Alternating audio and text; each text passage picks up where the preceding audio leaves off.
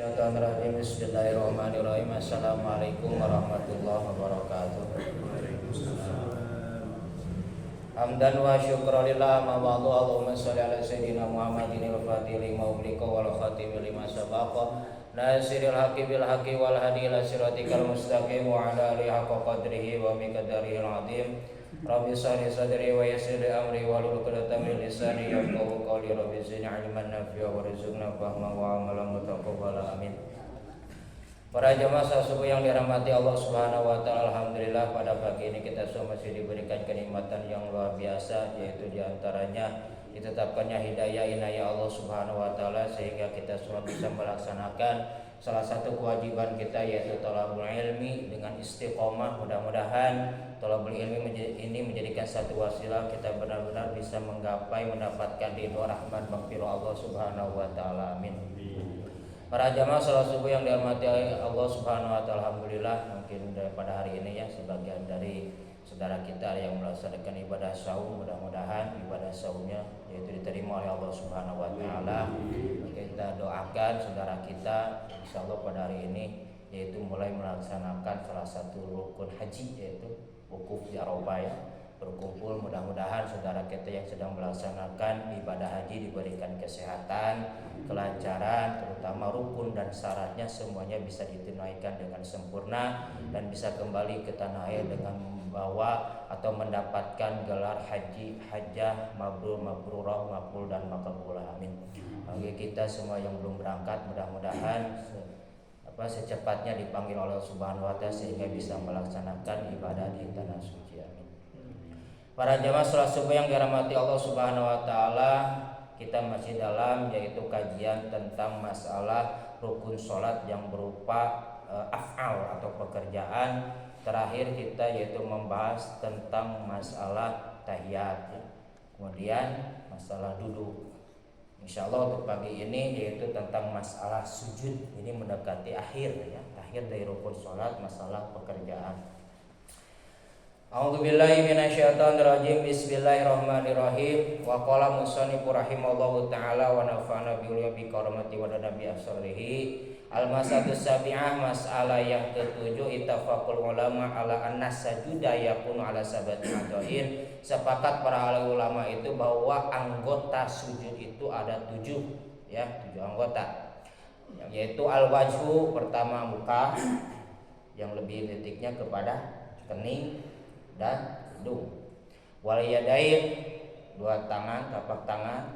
Wa rukbatain, 2 lutut. Wa atraful qadamain, dan 2 ujung jari. Dan bagusnya lebih sunat yaitu dilipat ketika mau melaksanakan sujud. Kemarin untuk duduk sudah dicontohkan. Liqauli alaihi wassalam, sebagaimana dasarnya yaitu sabda Rasulullah SAW, umirtu an asjuda ala sab'ati a'dha'in. Sungguhnya saya itu diperintah untuk melaksanakan sujud dengan ada 7 anggota badan. Wa ikhtalafu fi man sajada ala wajhihi wa naqsi sujud ala udwin min tilkal a'dha, hal tabtulu sholatu amla. Yang menjadi perbedaan pendapat itu para alim ulama, apakah ketika kening yaitu ini ketika melaksanakan sujud, atau ada salah satu dari rukun yang 7 itu dikurangi, apakah bisa membatalkan sholat atau tidak. Seandainya tidak pakai tangan misalnya ya seperti orang yang tidak potong itu kan itu bisa ada rusuh kalau yang potong. Seandainya ini mah normal, keadaan semuanya ada sempurna, tapi salah satunya tidak dipakai, cuma 1 tangan misalnya ya, ketika sujud tangan satunya tidak, apakah itu bisa membatalkan sholat atau tidak? Faqala qaumun la tabtulu sholatu li anna isma sujud innama yatamul wajhu faqat. Sebagian ulama itu mengatakan tidak membatalkan sholat karena yang lebih identik sujud itu yaitu terutama muka. Jadi seandainya pakai 1 tangan pun sebagian kaum itu tidak apa-apa, jadi cuma pakai 1 tangan sebagian kaum, mengatakan ulama fuqaha. Wa qala qaumun, tapi tetap kalau kebanyakan para ulama fuqaha terutama yang masyhur itu tabtulu illam yasjud ala sabati a'dha'il hadits sabit, yaitu bisa membatalkan salat kalau misalnya yang 7 tadi tidak menempel ke bumi batal. Kalau jumhur ulama itu tetap karena apa? Hadis sabit, karena hadis yang sudah sahih yang tadi dibacakan. Walam yakhtalafu anna man sajada ala jabati wa anfihi faqad sajada ala wajhihi. Kemudian para ulama pun tidak berbeda pendapat tentang masalah orang yang sujud dengan dahi dan hidung. Apakah sujudnya itu dengan dahinya aja, keningnya saja, atau dengan hidung? Wahtalafu biman sajada ala hadima. Namun yang menjadi perbedaan pendapat itu menggunakan salah satu. Apakah misalnya pakai kening saja, kemudian si hidung tidak menempel, atau ada juga yang menempel hidung saja ini tidak menempel si kening. Waqala Malik in sajada ala jabati duna anfi jaza. Pendapat Imam Malik itu kalau seandainya sujud cuma kening saja itu cukup walaupun hidung tidak menempel ke lantai atau ke tanah. Wa in sajada ala anfi duna jabati la yajuz. Seandainya kalau misalnya hidung saja ini tidak menempel si kening itu yaitu tidak sah atau tidak cukup menurut Imam Malik. Wa qala Abu Hanifah wal yajuzu zalika. Kalau pendapat Abu Hanifah itu boleh misalnya salah satu digunakan, tapi lebih indikatifnya dalam kitab lain Abu Hanifah tetap sakit sama sebetulnya dengan Imam Malik gitu. Yang lebih indikatif itu tentang masalah kening yang harus menempel. Namun di dalam ini kitab mah boleh salah satu misalnya walaupun hidung saja kening tidak menempel sah. Dalam ini kita pendapat dari Imam Abu Hanifah. Wa qala Syafi'i la yajuzu illa an yasjuda alaihi jami'an. Kalau pendapat Imam Syafi'i tetap harus dua-duanya menempel antara hidung dan kening itu ketika sujud. Jadi kalau seandainya terutama masalah hidung yang lebih identik dan lebih sepakat itu yang harus menempel adalah kening atau dahi. Kan untuk masalah hidung Imam Syafi'i itu lebih ditekankan menempel juga. Kalau Imam Malik tidak. Kemudian wasabu ikhtilafin hal wajibu wa amtisalu ba'du ma yang tiliku alal ismi amkuluhu. Terjadinya perbedaan pendapat itu karena ada yang yang dikandung terutama nama masalah tadi, masalah ketika sujud dalam hadis ada yang mengatakan sajadah itu mengatakan namanya saja, artinya asal wajahnya saja. Ada juga yang mengatakan sebagian aja, cuma yang penting ada wajah ketika sujud itu. Makanya Imam Malik mengambil dengan ini saja pun kening cukup. Jadi terjadinya kontradiksi itu mengambil dari mana hadis tadi, wadalika an-nabi hadisin Nabi sallallahu alaihi wasallam an Ibnu Abbas sabit, yaitu yang tadi hadis dari Ibnu Abbas yang sahih itu umirtu an asjuda ala sabati al-dhair. Saya diperintah sujud itu harus ada salah satu anggota 7. Wa dzakara minha awwalahu yang diceritakan isinya terutama di makna ketika lafaz al-wajib muka gitu. Paman ro'a anal wajib bahwa ba'do yang tariqal ismi qala in sajada ala jabati awal angfi ajza'u. Jadi ada yang itu mengambil tadi makna wajah. Jadi wajah itu asal ada wajah menempel, baik apakah hidung saja tidak dengan kening itu sah. Ya tadi ada pendapat dari Abu Hanifah apa kening saja itu cukup sah asal ada wajah yang menempel ke dalam bumi. Tapi tetap Imam Syafi'i termasuk jalur saya pun yaitu harus ada kening dan hidung. Wa man ra'a anna isma sujudat yatanu min sajal jabati wa la yatanu min sajadal amfi ajaza asjul jabati dunal amfi. Tadi itu yang dipegang Imam Ali yaitu cukup dengan kening tidak dengan hidung menempel. Wa hadza kanu tadilu ba'du alladhi yumtisalu wal wajibu mimma yaqtiqu al ismi. Sedangkan kalau misalnya mau keseluruhan wa kana hadzal madhi ma yufariqu baina adadi syai'i wa ra'a anna ba'daha yaqum ittisali maqamil wujub wa badal yaqum maqam wa ta'ammal hada fa inu asluha bi hadzal bab. Jadi intinya kalau misalnya tadi bisa yang menghukumi wajib terutama Imam Malik itu yaitu terutama masalah wajah yang penting ada menempel ke dalam ke lantai. Jadi menghukumi yang wajibnya itu mau apakah kening saja tidak dengan hidung pun tidak apa-apa. Wa ila jaza liqali ayyakula innahu an masa min api aldo miskolu khardatin summa sujuduha. Kemudian liqali ada sebagian yang mengatakan yang boleh itu yaitu ketika menempelkan hidung saja tidak dengan kening. Itu tadi pendapat tadi yaitu Imam Malik Imam Abu Hanifah. maka miskolo khodatin sujuduha, maka sempurna juga cenah sujudnya walaupun cuma hidung saja, tidak dengan kening. Wa amaman ro'a anna tadi wa Syafi'i yaqulu inna hadzal ihtimal adi min qibalil labdi qad azala abaitu aisyatu wassalam. Kalau pendapat Imam Syafi'i tetap bahwa sebetulnya pengertian dari wajah itu yaitu yang muncul dari apa, yang bisa dihilangkan, karena itu adalah pekerjaan Rasul SAW yang mana wabayanahu dan menjelaskan Rasul painau kana yasjudu ala angfi wajibati lama jamin anfi insarofa min sholati minas sholati wal wajibati wang fi asrutin wal ma'i. Pendapat Imam Syafi'i ya yang tadi itu ya, ketika dulu Rasul ketika sujud kemudian bangkit dari sujud sudah selesai sholat itu Rasul ada bekas apa, tanah dan air di ketika apa, kening dan hidung, makanya beliau bertekad begitu. Walaupun sebagian sahabat tadi dia melihat ada ketika suatu sholat Rasul pun pernah tidak kelihatan apa, terutama masalah hidung apa, tanah dan air, ada sebagian sahabat. Makanya yang dipanggil yang diambil oleh Imam Malik, makanya tidak dengan menempel hidung. Tapi Imam Syafi'i tetap yaitu ketika suatu saat apa Rasulullah tadi itu ya melaksanakan sujud ada bekasnya yaitu tanah dan air terutama dalam kening dan hidung. Pawajaba ayakunu fil umum pasironil hadisil mujammal, maka Imam Syafi'i pun mewajibkan menempelkan apa, dahi atau ini kening dan hidung, hukumnya wajib lil hadisi mujammal karena hadis yang menjelaskan hadis al mujammal ya. Wa qala Abu Umar Ibnu Abdul Bari wa qad dzukiru jama'atun minal hafal hadis Ibnu Abbas wa dzukiru bi al-qabu wal wajhu, yaitu sebagaimana Abu Umar mengatakan Ibnu Abdul Bar bahwa menceritakan bahwa kebanyakan ulama hadis pun memegang hadis yang diriwayatkan dari Ibnu Abbas, dan yang diceritakan yang dimaksud Ibnu Abbas apa ketika sujud itu menempelnya hidung dan dahi atau kening, itu pun sepakat dan kebanyakan ulama para hadis.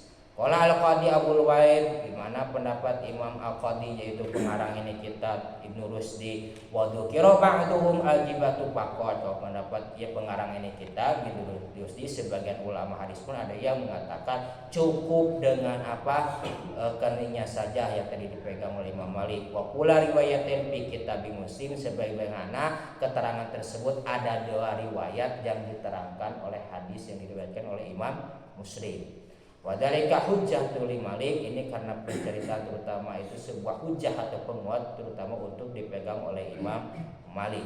Waqtalafu aidan hal misrutu suji ang takuna yadu sajidi barizatun wa mu'adatu ala ladzi yusaru alaihi wajhu am laisa dzalika misyatihi. Kemudian para ulama fuqaha pun berbeda pendapat tentang masalah ketika sujud, apakah si tangan harus kelihatan ketika sujud atau tidak, dan apakah termasuk syarat ketika apa si tangan harus kelihatan atau tidak ya.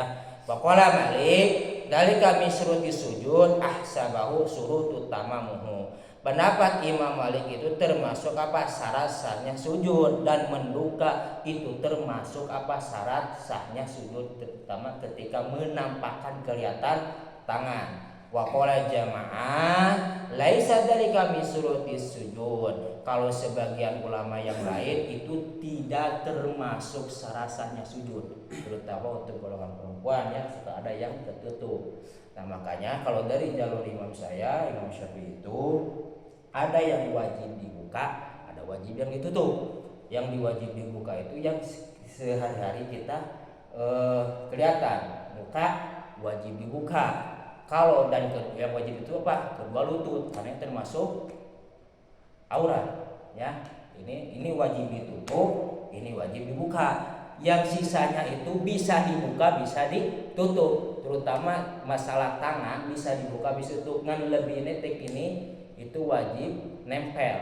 Tak untuk masalah belakangnya itu bisa ditutup, bisa dibuka. Kemudian masalah kaki itu bisa ditutup, bisa dibuka. Ya, karena ada yang pakai sepatu khuf.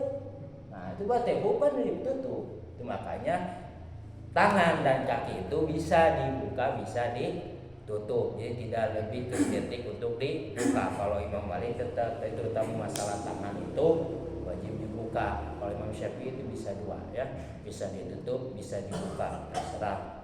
Karena itu ya terutama yang pakai khuf. Kemudian gimana ketika ada sorban gitu kan, sorban yang dipegang ya kan, kalau menempel ke sini, terutama untuk masalah ini nanti ada ke depan juga dibacakan.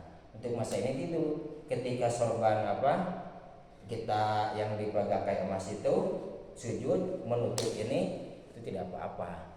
Nah, di golongan perempuan pun tidak apa-apa. Ngan lebih identik itu Imam Syafi'i dianjurkan itu terutama tangan harus terbuka. Ya, yang lebih pasnya itu terbuka walaupun boleh tertutup. Ngan namun boleh terbuka. Gimana masalah tumit kan, karena ada hadis yang mengatakan tumit itu kan terutama laki-laki harus kelihatan. Kalau di akhirat nanti bisa terkena adab neraka ya. Itu gimana hadis masalah itu hadis identiknya untuk pakaian sehari-hari terutama laki-laki ya, bukan identik untuk masalah sholat. Jadi masalah celana, jadi bagusnya celana laki-laki itu di atas tumit gitu ya, itu untuk masalah pakaian celana atau samping gitu. Jadi cara memakainya, tapi untuk masalah penutup yang tadi ya itu bisa dibuka bisa ditutup. Jadi bukan hadis itu mengancam ketika sujud harus tertutup tumit, bukan. Tapi itu mah sebuah isyarat terutama kaum laki-laki harus memakai celana atau samping di atas tumit. Kemudian wa min hadzal bab ikhtilafun fi sujud ala taqatil amama. Bagaimana perbedaan pendapat ulama pun tentang ketika sujud itu ada sebagian sorban yang menghalangi kening ya, sorban yang menghalangi kening. Walin nasi fi serastu madhabin, itu ada dari sebagian ulama fuqaha itu 3 madhab, 3 jalur. Qaulun bil ma'is, sebagian qaul itu melarang mencegah. Wa qaulun bil jawaz, sebagian qaul itu membolehkan.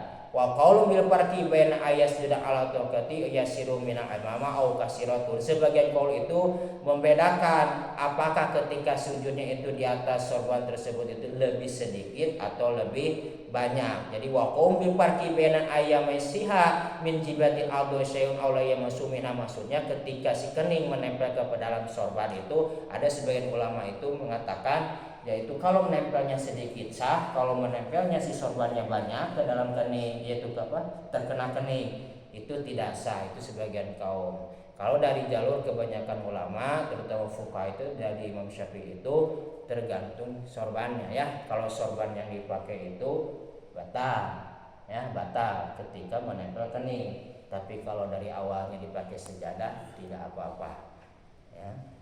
Kemudian wahadal ikhtilafu kullu mawjudun lil madhabi wa ilal fuqul absar. Karena adanya terjadi perbedaan pendapat ini terutama dari jalur Imam Malik dan kebanyakan ulama fikih berbagai negara terutama Mesir ya.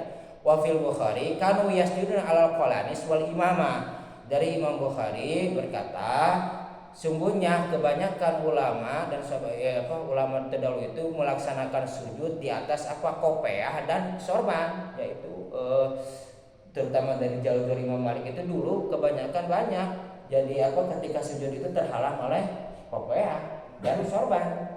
Beliau itu makanya mengesahkan berjawab terutama dari jalur Imam Malik itu membolehkan sorban menghalang sujud jadi sah. Kemudian kopiah pun menghalang kening, bukan sujud, dia menghalang kening sah dari jalur Imam Malik karena dulu ada. Tapi kalau dari Imam Syafi'i tetap batal karena kopiah termasuk barang yang dibawa ketika kita bangkit kembali, itu bukan barang dari awalnya untuk pas sujud. Kalau misalnya dari awalnya dipakai sujud gini tidak apa-apa kalau dari awal, tapi karena kita dibawa kembali berdiri makanya itu bisa menghalang sujud atau membatalkan sujud dan termasuk masalah sorban.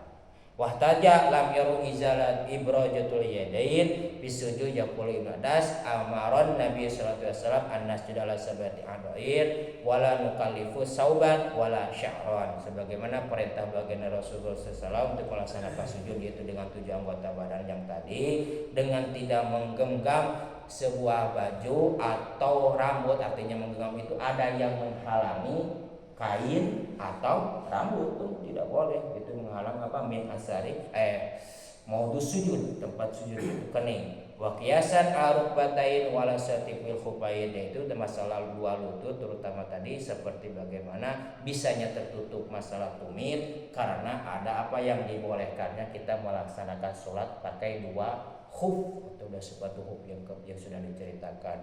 Wa yumkinu ayahtaza bihadal umum bisujud alal imam. Kemudian ulama pun mengirakan argumentasi masalah ini adalah umum secara sujud, yaitu untuk bisa juga melaksanakan sujud di atas sorban yang dipegang oleh Imam Malik. Jadi pendapat Imam Malik itu sah walaupun sorban di sini ketika sujud menempel kening, sah. Beliau berpendapat begitu. Tapi tetap dari jalur yang lain Imam Abu Hanifah, Imam Ahmad bin Hambal dan Imam Syafi'i tidak mengesahkan, artinya batal kalau misalnya sorban dan kopiah itu yang dipakai kembali ketika benda yang bergerak ketika kita berdiri. Maka barangkali ada pertanyaan? Enggak. Ini terkait dengan sholat. Ya. Sekarang ini sedang viral ya, jemaah haji yang dipulangkan. Mereka ini kan berniat untuk sujud di Mekah, Ya. tapi kemudian ditolak karena alasan-alasan pelaburan. Itu hukumnya bagaimana ya? Niat yang baik tapi ditolak. Itu untuk masalah itu ya, itu pertama yaitu wallahu a'lam, Allah yang lebih tahu, lebih tahu. Kemudian untuk masalah tanggung jawabnya ya panitia, masalah dosa dan tidaknya ya, terutama untuk memulangkan haji yang sudah ya itu niat baik. Kedua bisa juga itu merujuk niat mencegah untuk masalah kuota ya. Ada juga niat baiknya untuk mencegah kuota ketika misalnya pelaksanaan haji tempatnya tidak mencukupi ya, misalnya untuk niatnya takut tidak mencukupi dengan adanya berdesak-desakan, sehingga untuk memfasilitasi ya biar tidak ketika melaksanakan ibadahnya itu supaya merasakan tumaninah, makanya sebagian dikembalikan. Tapi untuk masalah tadi dia udah niatnya baik dan ditolak oleh panitia, untuk masalah tanggung jawab dan dosanya itu ya panitia masalah itu. Kalau untuk yang niat sudah melaksanakan hajinya, insya Allah ya di hadapan Allah itu sudah baik itu, dan mempunyai kalau mau dalam haji masalah mabrur dan mabrurnya itu tetap Allah yang menilai. Tapi untuk masalah hajinya pun insya Allah sudah tercatat gitu ya di hadapan Allah, karena sudah niat dan sudah berangkat. Gimana masalah rukun dan syaratnya dia tidak melaksanakannya karena pulang, itu dengan niat pun sebetulnya dengan sudah daftar pun ya di hadapan Allah itu sudah ada nilai haji itu ya. Dan untuk masalah melaksanakan rukun dan itu untuk penyempurnaan sebetulnya ya. Rukun dan syarat haji itu untuk penyempurnaan. Kita daftar haji itu di hadapan Allah sudah kita mendapat nilai haji itu sebetulnya itu. Termasuk itulah yang dipulangkan tadi. Ya, karena ada referensi ini ya, dikaitkan juga di dalam hadis itu. Nabi mengatakan orang yang berniat sholat tahajud tapi kebajukan tidurnya itu udah diterima sebagai sholat tahajud. Dengan catatan tidak sengaja tidurnya ya. Kalau disengajain mah ya tetap kayak orang niat berpuasa tapi lupa katanya. Ketika ini tanggung mau dia makan lagi batal. Walaupun awalnya lupa. Tanggung misalnya itu ada satu piring ya. Padahal pernah ingat satu wapan ingat, karena tanggung lupa mah nggak apa-apa, itu jadi batal. Tapi yang satu wapnya tidak batal kalau berhenti. Ya tidak jauh kayak tadi ya, melaksanakan ibadah tahajud. Kalau misalnya benar-benar lupa atau ketiduran, insya Allah dapat pahala niatnya. Tapi kalau udah bangun terus tidur lagi itu walau alam kayaknya tidak. Kalau disengaja ya. Mungkin itu masih kebayang.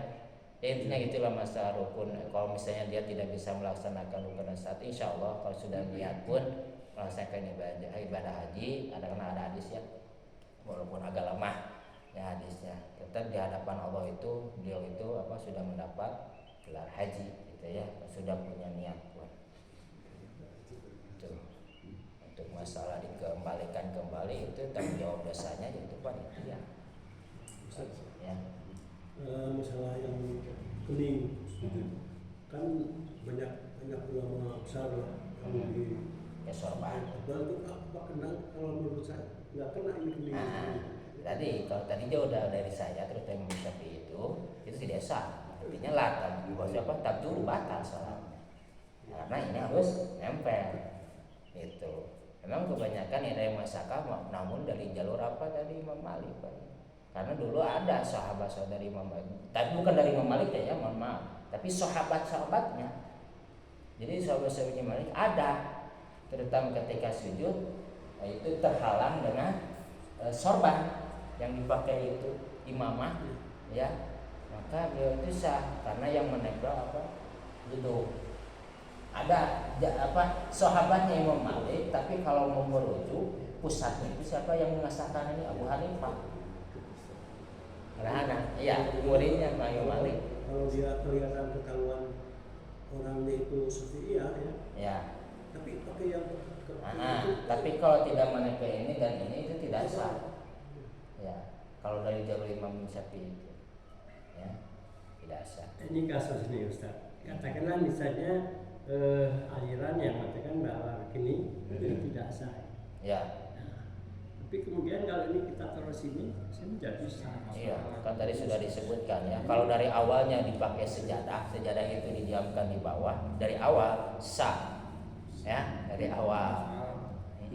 Kalau dari awal, tapi kalau misalnya ketika gimana kalau misalnya jatuh awalnya di sini, kemudian jatuh kita tersujud kena sorban, apakah sah? Sah. Karena itu sudah tidak dibawa kembali kita berdiri karena sudah masuk apa? Sejadah. Sejadah itu apa namanya? Tempat sujud, sebut sejadah. Ya. Kalau bahasa begini yang mau sujud.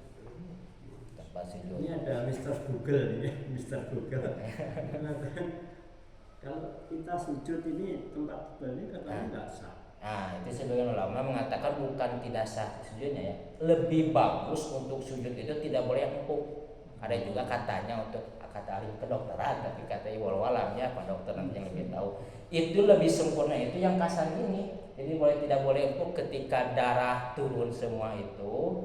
Emang awalnya tidak enak, namun ketika bangkit itu bagus katanya, kata ahli kedokteran. Dan makanya Abu Hanifah dari Imam Syafi'i itu lebih menekankan mau sujud itu tidak boleh empuk.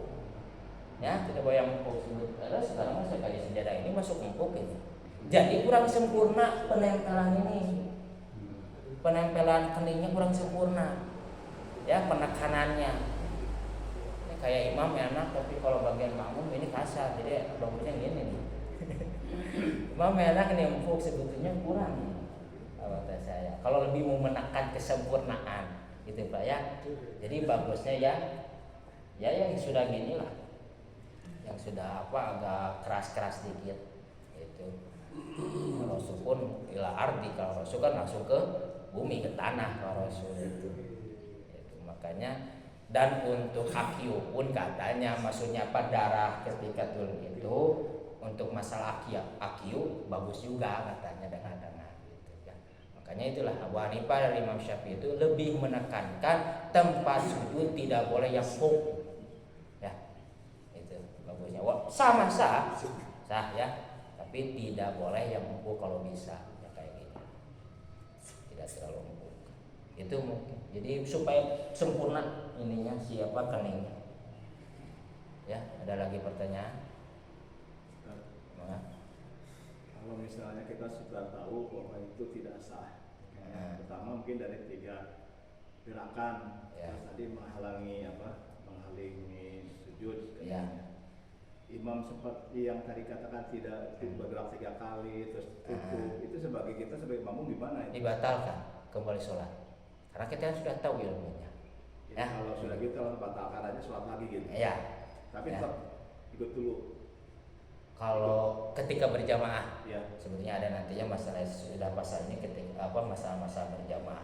Kalau secara singkatnya ya batal. Kalau batal kembali lagi sholat diulangi. Walaupun dalam posisi misalnya kita ada di depan, kan kita sudah tahu ilmunya. Ya, misalnya kita pakai sorban, kalangan sujud kita kan kurang sempurna. Kata Imam Syafi'i terus sholat itu batal sholat. Makanya kita laksanakan kembali sholat. Artinya mengikuti lagi imam. Sesudah rakaat pertama ya kita masuknya batal takbiratul ihram lagi. Ketika bangkit nanti imam takbiratul kembali. Mungkin yang rakaat tadi kita tidak termasuk ya. Jadi ulangi lagi sholat. Tapi ikut mengikuti imam kembali berjamaah. Namun kita menghitungnya misalnya dari yang rakaat kedua ya, ini pelaksanaan 3 rakaat berarti kita melaksanakan 2 rakaat gitu. Takbiratul ihram kembali. Kalau kita sudah tahu bab ilmunya ya, kalau misalnya tadi kita melaksanakan perkara yang bisa membatalkan sholat, kecuali tadi itu ya kayak talfek ya, misalnya dari mulai takbiratul ihram menyimpankan tangan. Kalau Imam Abu Hanifah kan di bawah pusat. Ya, Abu Hanifah terus siapa? Imam Ahmad bin Hanbal di bawah pusat. Kemudian kita dicontoh-contoh sholat subuh di sini, sholat duhur di sini, terus sholat asar sebetulnya tidak apa-apa ya, terus di sini sebetulnya tidak apa-apa. Namun talfek namanya, hukum talfek ya, itu kalau masalah itu bukan hukum rukun ya, seperti di pindah-pindah itu. Namun kalau secara fikih itu talfek ya, talfek itu ya tidak berpendirian ya, tidak berpendirian. Kalau digonta-ganti jalur madhab ya seperti kemarin lah kasus ada yang tidak bermadhab. Tidak bermadhab itu mohon maaf, kemarin kan Ustaz mengatakan duduk sholat sunat wajib duduknya sama seperti kita melaksanakan duduk rakaat pertama itu kan bedakan. Kalau rakaat akhir itu si pantatnya ke lantai, kalau rakaat pertama si pantat kena kaki kiri. Kemarin sudah diterangkan. Ini takut ada yang belum tahu ya. Kemudian dia sholat sunat dan sholat wajib sama pelaksanaan duduknya itu si pantat kena ini, sedangkan yang karena ini itu jalur Abu Hanifah. Kalau Imam Syafi'i sholat sunat dan sholat wajib itu itu namanya tidak berguru, tidak bermadhab, cuma mengambil hadis. Sah, insya Allah sahnya mah beda dengan jalur itu ya. Kalau tadi membatal sholat, kalau ini mah orang yang tidak bermadhab atau tidak punya jalur sana, tidak punya guru. Apakah sah? Insya Allah mungkin sah karena ada hadis yang mengatakan begitu. Sholat sunat dan sholat wajib bisa pergerakan duduknya kayak tadi. Jadi sholat sunat itu mau tahiyat awal tahiyat akhir sama duduknya ketika sholat sunat. Ketika sholat wajib katanya duduknya menempel ke dalam lantai. Sah mungkin sah secara jalur hadis, namun itu secara jalur kalau kita mentakwil cuma mengira-ngira, tidak ada guru ya, tidak bersana, tidak bermadhab. Tapi kalau bermadhab itu ya itu mau sholat sunat, sholat wajib ketika mau jalur Imam Syafi'i sama duduknya gitu. Tahiyat awal dan tahiyatul akhir itu ada perbedaan. Mungkin itu beda lagi jalurnya ya. Kalau tadi mah batal sholat yang tadi ditanyakan. Mungkin itu ada lagi atau cukup? Itu lagi tempat. Ya, mana? Kadang-kadang kita masjid tempat yang lain, kita menggunakan keramik. Pada saat kita bukan sujud, ternyata di bawah itu kotor, ada sedikit kalau kotor tidak apa-apa, kalau ada najis batal. Ya, karena kan Rasul pun kotor. Apanya? Iya, kan Rasul pun dulu kotor, makanya ada bekas tanah dan air ya. Itu sah. Kalau kotor sah, kalau ada najis tidak sah. Ada air kotoran cicak bisa najis nempel, tidak sah, batal sholat. Tapi kalau cuma kotor saja sah. Mungkin tidak tahu bahwa itu najis kotor itu. Mungkin secara haddohir, hal itu perkara yang bisa terlihat saja. Ya, apakah misalnya kalau kecuali kita sudah tahu itu bekas ini, sudah tahu bekas ada kencing misalnya hewan, sudah tahu, kita tetap saja itu udah dari awal batal. Ada juga yang mengukur dengan kekeringan. Kalau sudah kering tidak apa-apa. Ya, karena itu termasuk kemarin dalam bab najis ya, kemarin sudah diterangkan kalau sudah kering itu sudah hilang najisnya. Ada yang mengukur itu walaupun tidak kalau kita mau ihtiyat itu di ini dulu di banyur ya, bahasa Inggris nama di banyur, tahu di banyur kan? Disiram dulu Baru untuk ihtiyatnya. Untuk masalah kotor tadi, kotor sah dengan catatan apa? Tidak ada najis. Itu. Ya, kan? Bagaimana kalau kita sholat di pasir? Pasir. Ya tadi sah. Pasir kita kan nempel, otomatis kan nempel. Sujud lagi, padahal ini kan barang yang udah nempel pasir. Sujud lagi, kamu terhalang. Oh, terhalang oleh tanah yang ke bawah. Nah, itu masuk kategori yang tadi bagusnya kita diusap kembali karena ada hadisnya itu. Berarti yang kotor tadi menurut itu berarti kita harus untuk ihtiyatnya takut menghalang yang sujud kedua, maka suka disyaratkan dengan mengusap kembali itu untuk penyempurnaan. Tapi biasanya kalau di tanah kering itu jarang. Biasanya jaranglah ada yang menempel kembali biasanya kalau di tanah kering. Misalnya kita terasa ada yang menempel, boleh kita dengan diisyarat dengan diusap. Cuma satu kali, yang udah 23 kali ya. Satu kali aja gerakan ya, kan kemarin sudah paham. Kalau 3 kali gerakan, terutama dari Imam Syafi'i itu termasuk bagaimana pas 1 kali belum selesai, belum habis itu? Ya tempel aja ini tangannya, set, gitu saja mas. Ya, kalau itu kan masih ada gitu. Wah itu mah kayaknya, mohon maaf, keningnya buduk ya mas. Tempelnya susah. Mungkin itu mas, kayaknya dengan 1 kali pun hilang. Itu sudah paham? Iya. Soalnya pastinya basah itu, sekali mungkin nggak. Ya kalau posisi basah, ya biasanya 1 kali pun sudah inilah. Biasanya sudah menghilangkan kotoran. Gimana? Sudah cukup? Alhamdulillah. Mudah-mudahan ilmu yang kita dapat kita bisa mengamalkan sehari-harinya, terutama kita mendapatkan kelak di akhirat menjadikan syafaat pertolongan di hadapan Allah Subhanahu wa taala. Amin. Amin. Maka tutup dengan doa kifaratul majelis. Subhanallahi wa bihamdihi asyhadu an la ilaha illa anta astaghfiruka wa atubu ilaik. Wassalamualaikum warahmatullahi wabarakatuh.